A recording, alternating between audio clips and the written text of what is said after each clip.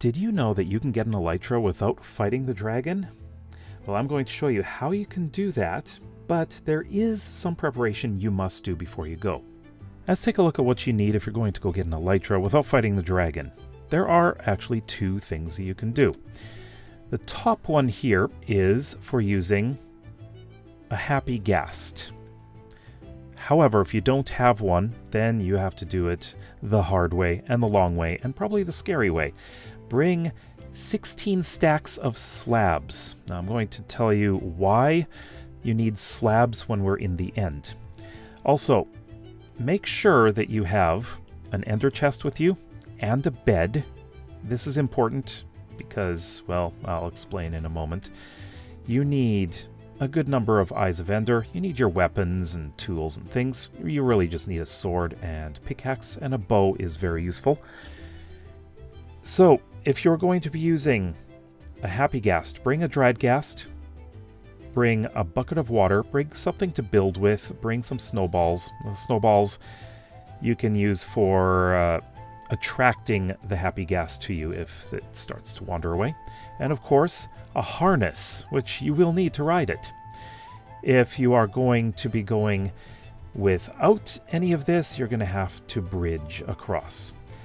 Now, in the overworld, make sure you have something built at world spawn. I mean, I would recommend that you always do that anyways, because you're going to be breaking the bed. So, first of all, I'm going to assume that you know how to find the stronghold, so I'm going to meet you there. Of course, you use Eyes of Ender, you gotta throw it, you know. It went somewhere, it's in that direction. And did not break. So the reason that I brought the bed is because the journey here might be long. That's all. I would not recommend putting the bed down here because you'll just return here and it's going to be a difficult journey back. And really, what you're trying to do is not come back here. You want to go back to spawn. Of course, break this thing because no one likes those. And let's activate the portal. And we'll see what it's like on the other side. Alright, so of course, there will be a dragon. So, let's go. And of course, we have spawned way out, but that's actually not too bad. That's because we don't have to deal with the dragon very much. Alright, so what you want to do, now this is choice number 1. You can take this, and you can go straight out that way. It's about 1,000 blocks, which is why you're taking this many. Now, make sure you put it down like this, because if you put it up at this level, you're going to get Enderman spawning. If it's down here, you will have no Enderman spawning. And this will take a long, long time. You don't want any Enderman pushing you off, do you? Your pinky finger is going to hurt if you're playing with a keyboard.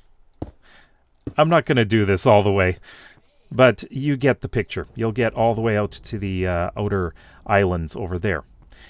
The other way is with a happy ghast. So what I would like to do here, we're going to create a little bit of a shelter. It's hopefully they will not come over here. Coming out here is probably better. Let's do this and grab one of these, and we are building something beautiful. So build yourself a bit of a platform because you're going to be AFKing here for a while. So here is the shelter. As you may notice, you can see that the Ender Dragon is close enough that it can detect me. So it is best to build farther out. Make sure that you are protected. Now, it would be great if you could build with end stone because the dragon cannot break it. However, we don't have that. So here is our shelter. We've got 6 wide, and we got 6 tall.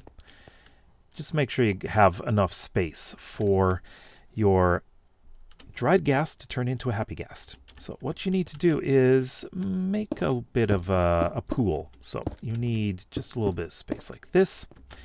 Place your water here and the dried ghast in here. And this is when you get to AFK. You have to wait a while. So you're going to have this guy pop out once he has matured into a baby happy ghast. But you need him to grow up. So you can feed him snowballs, and that'll help accelerate growth. And once it fully matures, you get this. So grab your harness, put it on, and you're going to have to break a few blocks up here. So take your pickaxe and break these. So once you're on your happy ghast, you're going to want to get going up. Make sure you know which direction you're going. Try to go and go straight. Just go straight in that direction. This is going to take a while. It's going to take a long, long while because a happy ghast is really, really slow. While you're going, make sure you're looking at your Y coordinate. You don't want to go too low or else you're going down into the void and you will die. So just keep it at a nice steady level. I'm going at 64, which is fine.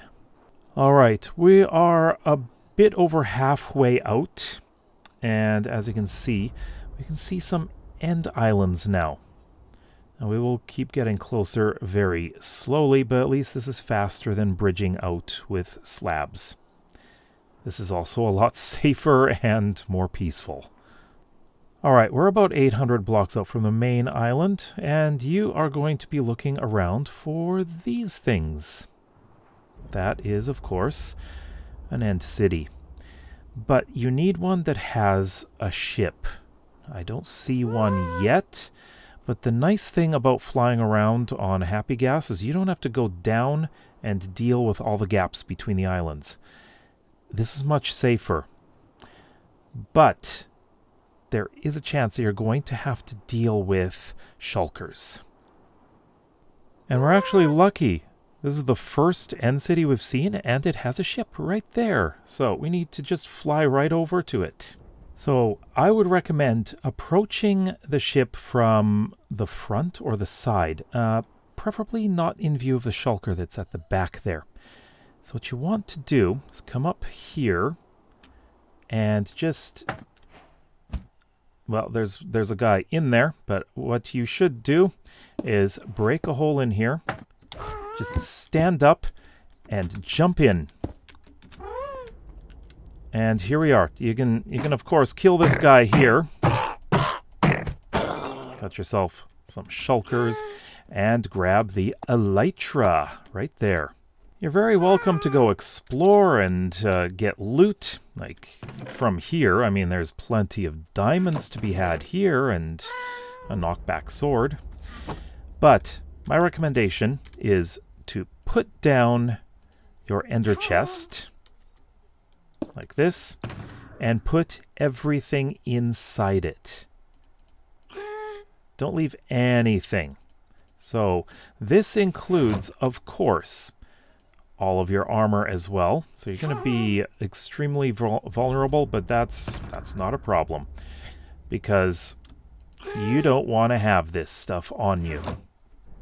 So what do you do now? Well, the point is not to survive.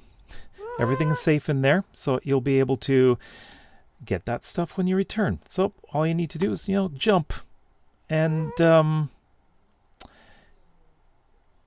fall into the void. And if all is well, you should be at world spawn, and everything is over here. Yeah, so all you need to do is just run back to wherever you left your ender chest, and all of your stuff is going to be there. And that includes, of course, your Elytra. So now you've gone to the end, and you haven't fought the dragon, and you have an Elytra. That is how you do it. So, of course, the question is, what happened to the Happy Ghast? well, it's still there, waiting for you to come back. So, when you do go back to the end, and you go in that same direction, you're going to find the happy ghast waiting for you. So what can you do with the happy ghast? Well, you're not likely going to bring it back to this world, but you can use it as transportation around the end. And that's convenient. Which method are you more likely to use? The bridge or the happy ghast? Let me know in the comments below. Check out the video on the left to learn more about the Elytra. We'll see you next time. Bye bye.